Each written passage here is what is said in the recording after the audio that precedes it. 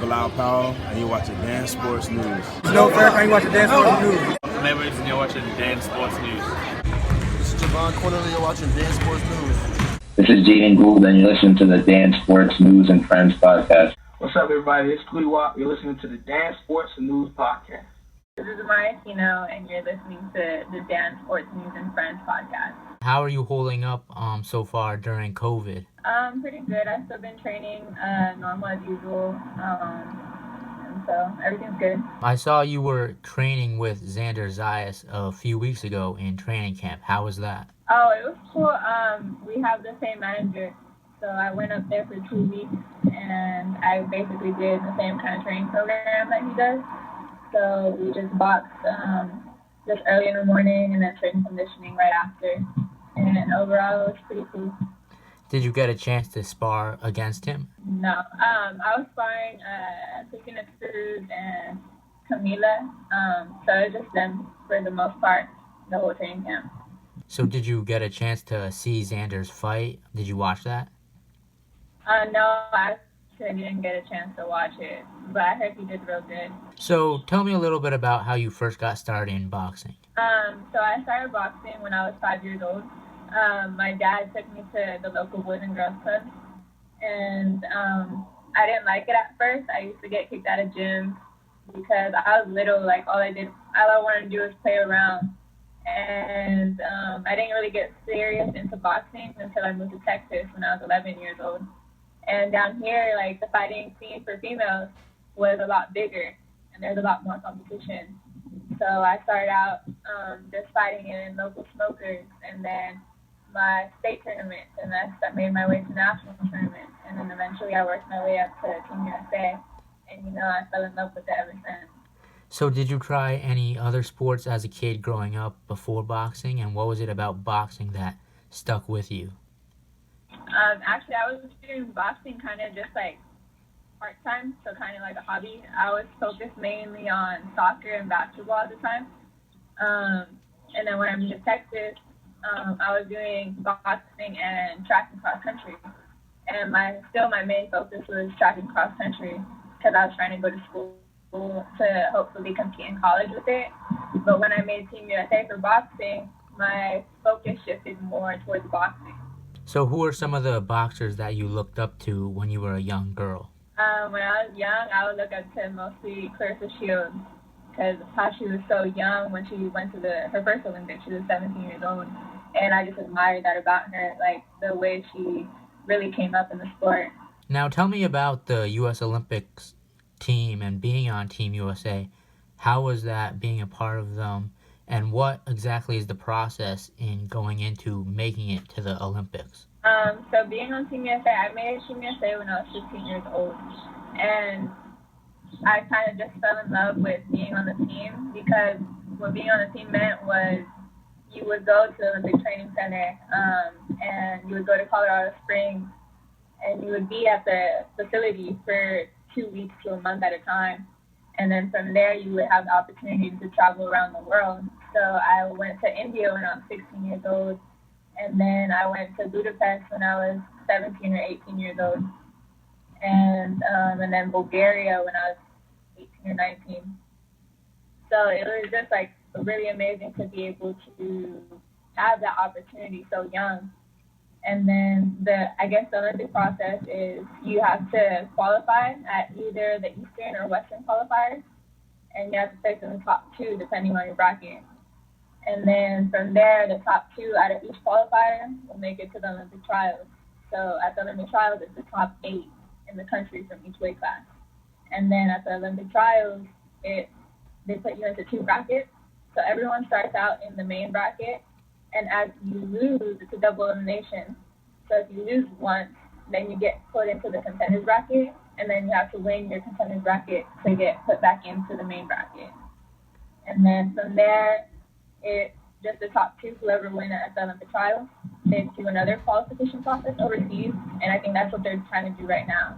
So it's kind of lengthy, but, it's worth it.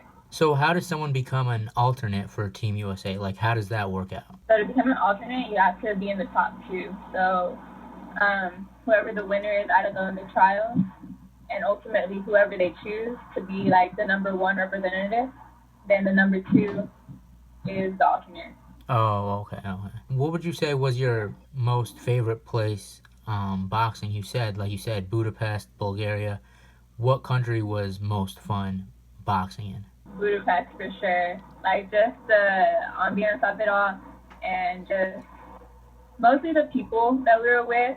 Just the atmosphere of Team USA. Like we were like a family, so it was really dope to be able to have that experience. So tell me a little bit about your amateur career. What was your record, and how many national titles did you win? I don't really keep track of my record, but I have about like 90 fights and like I guess 10 or 12 losses. And yeah, I forgot what was the rest of your question. How many time national champion were you? Over I guess 14 or 15 times, something like that. Yeah.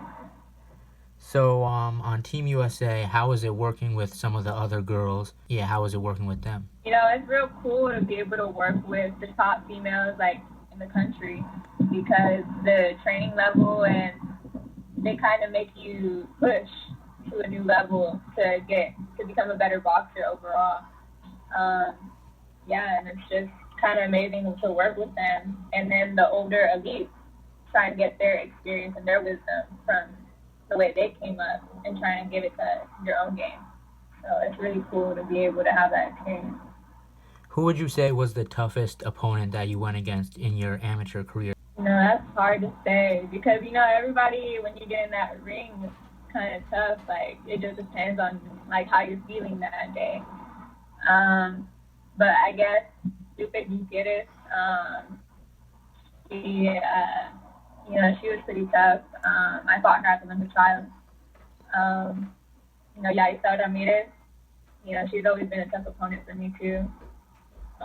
But, yeah, those are just a couple to name a few. But really, like, anybody that gets into that ring, I respect them because, we're all kind of grinding it out to we're in the same sport, Right, and you were featherweight, so you went against girls like you said Lupe Gutierrez and Yaricel. How was it just going against them and learning from them? I don't know. I don't know really how to describe it, I guess. But, everybody's a different style of fighting. And, and outside the ring, we're cool and we know each other from Team USA. But, inside the ring it's different because, we all have the same goal to just win and to try to go on into the tournament. But, it's real cool to be able to have that experience from them and to be able to have the opportunity to get in the ring and share the ring with them. Now, I know you're in college now, but at the time in high school and when you were younger, how was it balancing, school and being a amateur boxer where you have fights on the weekends and stuff like that? How were you able to balance that? It was actually kind of tough in high school because, in high school you want to do everything. And I was competing in varsity track and cross country.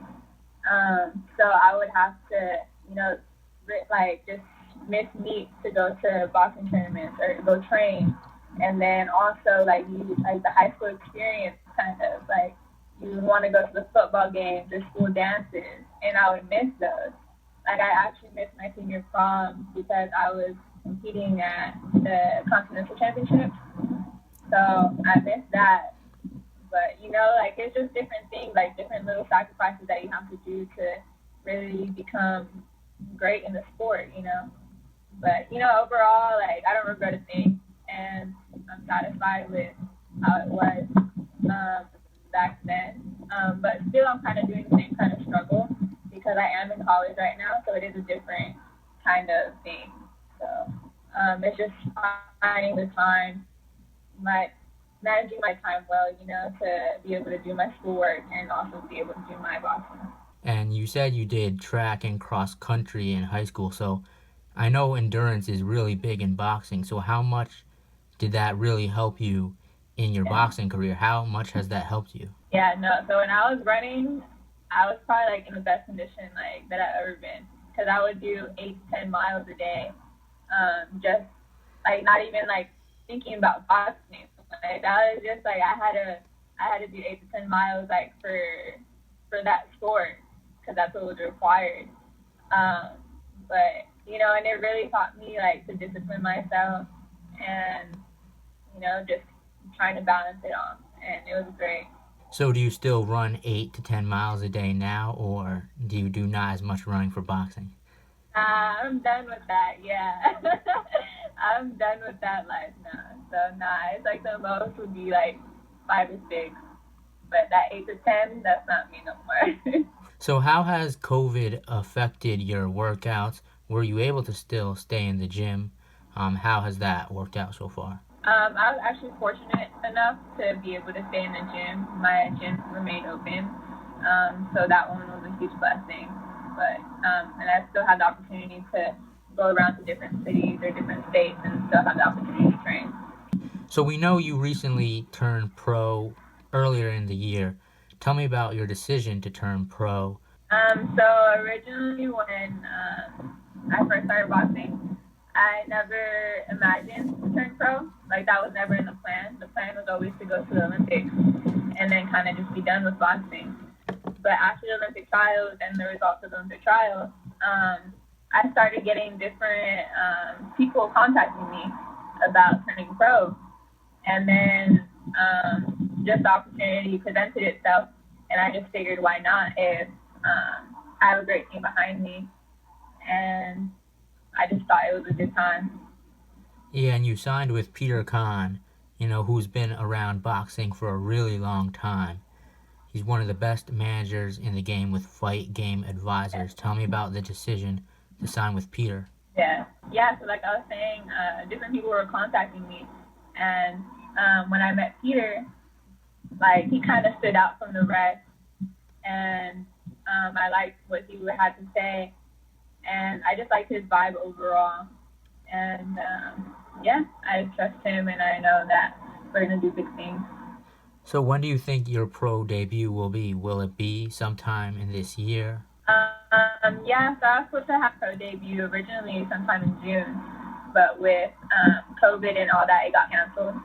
So right now we're just looking for, hopefully by the end of the year, I'll be able to do my pro debut. And would you be fighting with fans? Would it be in closed doors? Anything like that? What do you know about that? I imagine so far for the rest of the year, everything will be behind closed doors. But, it's all right for me, yeah. Right. What do you currently think of the current state of women's boxing? It's growing a lot as of recent. What do you think of the current stage of women's boxing? I think it's amazing that females are finally getting the recognition like that we deserve this whole time. But, isn't what to the level that it should be.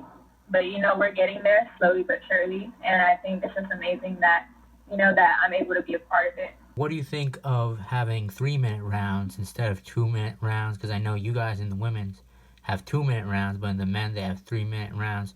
What are your thoughts on that? Would you prefer having 3-minute rounds? No, I would definitely prefer having 3-minute rounds. I feel like 2-minute rounds, it's not enough time, and it just goes by too quick. But 3 rounds would definitely give us, I guess, the more experienced boxers more advantage to have that extra minute. Right, for sure. And I feel like it would also help to get more knockouts, because there's not many knockouts in women's boxing. And I think 3-minute rounds, would help with that. And that's in part to the 2 minutes. Yeah, the 3 minutes would definitely make it more exciting. Yeah, so have you been watching some of the women's fights that have been on, or any of the boxing fights that have been on TV recently? So I saw the one with Michaela Meyer and the other girl, I forgot her name. Joseph, I don't know if something you know like who I'm that? talking about. Yeah, I think it was Joseph or Joseph. Yeah, her. Yeah, that one was really good. Michaela looked really nice in that fight. Did you grow up with Michaela in Team USA? No, actually I didn't. I think it was only like 1 year. It was like her Olympic year. That's when I would see her in the Olympic Training Center. But since then, it was mostly like she had already turned pro, and then she would go to Colorado. But I didn't grow up like seeing her fight or anything like that. So I'm sure you saw the Sinisha Estrada fight where it was the 7-second knockout. What did you think about that? It was cool that she was able to bring that excitement, I guess, for female boxing, you know. 'Cause we don't get a lot of knockouts, and that one was kind of big around. Did you see the Cecilia Breakhouse fight with Jessica McCaskill? What did you think of that fight? No, I actually only caught like one round of that fight, Oh, okay. so I can't really say much. I saw like the last round.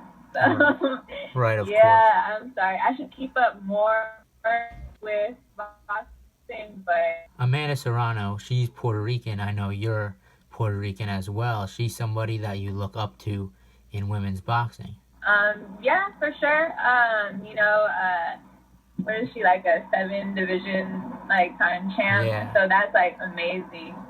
But yeah, you know, all these female fighters like that are above me, I kind of just look up to them because they've broken barriers and they're still breaking them, you know, and it's helping out my generation of female fighters and the younger generation of female fighters, you know, being able to come up in this sport, especially since it's male dominated, you know. So it's really it's great to be able to have them that like look up to, you know. Currently, who are some of your favorite boxers to watch, whether it's male or female? Who are your favorites to watch? You know, that's a tough question because I don't watch that much boxing. So, so I guess just kind of Clarissa and Michaela, that's really, I guess, the top two. Like, mostly because I just, you know, I've seen so much of them. So I guess them. But as far as anybody else, it's kind of hard because I don't really keep up. Were you with Team USA when Clarissa was there? No, I was, so again, it was like when she turned pro already, and then she would just come down to Colorado, like occasionally, you know, see her there. But nah. So I know Clarissa calls herself the GWOAT, you know, the greatest woman of all time. Do you subscribe to that theory? Do you think Clarissa Shields is the greatest women's fighter of all time? I mean, you can't deny her that. You know, she's done so much and she's accomplished so much. So you really can't deny her that if she decides if she wants to call herself that. And you know, no one's beating her. So I think she's earned it. She's earned that. Now I want to ask you about some upcoming fights in men's boxing. But I know you said you don't watch that much boxing, but what do you think of the Yeah, it's hard. Yeah, what do you think of the Gervonta Davis and Leo Santa Cruz fight? Who do you think would win that fight? I don't keep up with too much boxing. I don't know who the Cruz is, so I'd have to go with Tank. What about Errol Spence and Danny Garcia? I mean, they've been around for a while, so you should know both fighters. They've been around for a while, yeah. I have to go with Spence. Teofimo Lopez and Lomachenko, you know, that's the big fight on ESPN in like a month. Who's winning that? Yeah, you know, I never seen Teofimo fight, so I'm going to have to go with Loma. The last one I'll say, Ryan Garcia and Luke Campbell. Well, I never seen Luke Campbell fight, so it's like the same kind of deal. Like, I guess I have to go with Ryan because I just never seen Luke Campbell. Yeah, which male fighters do you watch, or you just don't watch any of them? No, I just don't watch. I don't know. I guess it's because, like, since I'm in the gym all the time, I don't really, I guess, try to watch it at home, bring it into, like, my home atmosphere. But, you know, if it is someone that I know, like, if someone, like, let's say if someone from Team USA that I grew up with, like, yeah, I'll tune in to go watch their fight. But usually I don't. So it's sort of bad. I should get more onto it, but, you know, it's a work in progress. So whose style do you try and emulate? Who do you try and take things from? I don't think I really try to emulate anybody's style into my game, but if I see somebody, like just a random person in the gym, and I watch them spar, and I'll see like a couple things that they do and that I like it, I'll try to incorporate, I guess, that kind of just like random things I see, but I don't really try to like base my fighting style off of what they do. I was going to ask you who are your top 5 pound for pound fighters in men's and women's, but I guess you wouldn't have a list. That's a tough question, yeah. Yeah. Yeah, no, sorry. I can't answer that one for you. Can you do top two in men's and women's? Top two. Yeah. No, sorry. I don't have a top two.